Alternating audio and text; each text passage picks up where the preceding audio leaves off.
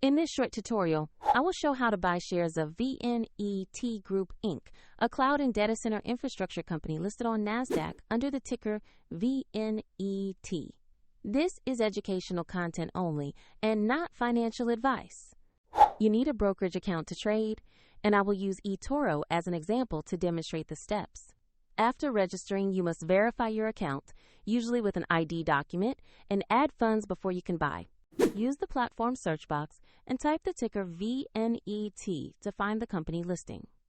Make sure you select VNET Group Inc. from the search results to reach the correct asset page.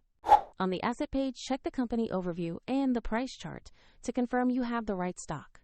Verify the exchange shows NASDAQ and the ticker VNET before proceeding. Tap Invest or Buy, enter the amount you wish to invest, then carefully review the order details and confirm the trade. If the market is closed, the order may be queued or executed when it opens, and if you do not have sufficient funds, the platform will prompt you to add them before final confirmation. Once executed, your position will appear in your portfolio or holdings view.